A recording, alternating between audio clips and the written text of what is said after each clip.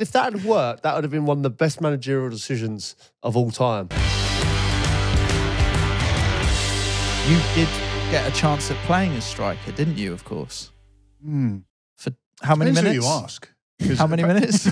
Seemed like 15, but apparently it was about 5. Can we talk through that experience? You've played up front for City. Can we assess your performance in that game, Jamo, for a minute?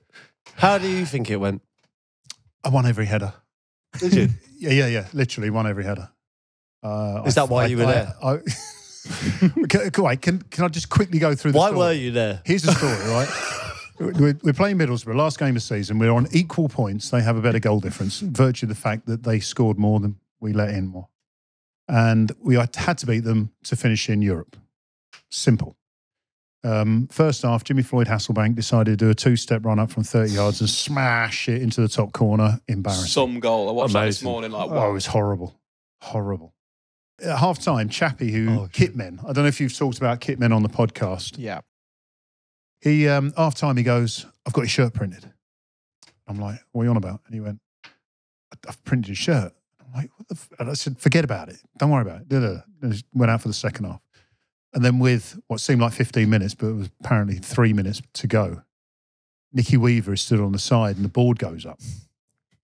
Now, I hadn't seen Nicky warm up because I was so focused on the game. It's 1-1 at this time. And I'm like, so I started walking towards the centre circle or centre halfway line, and then this shirt comes out. Claudio Reyna gets substituted off. Nicky Weaver goes in goal, and I've got an outfield shirt with number 1 on, the only one in the Premier League's history, which I gave to Jamo, sorry, I've got so many questions quickly. I've got so many questions. Like, my questions are coming out and flying out of me. But like, you're telling me you were not told that you were potentially going to go up front? This wasn't a plan. This was a plan, but I didn't know about it. But why didn't so Stuart Pearce is manager. Yeah. Is that correct? He printed a shirt up and didn't think to tell you beforehand that this might happen. I think he must have had other things on his mind. When did you realise you were going up front? When the shirt came out. But so the manager has got this shirt printed so they've obviously, what number was it? Number 1. Number 1, outfield. So yeah, I didn't change numbers. Yeah, I mean, there would have been a load of forms to fill out. My point is, the shirts come out. Surely you don't then know you're going to be up front, right? You don't, or have you just done like for like? Are you not looking at the manager going, hello? No, well, okay, and it was remiss of me not to ask what he intended me to do on that field, but I just assumed that I would just, I don't know, go and cause carnage.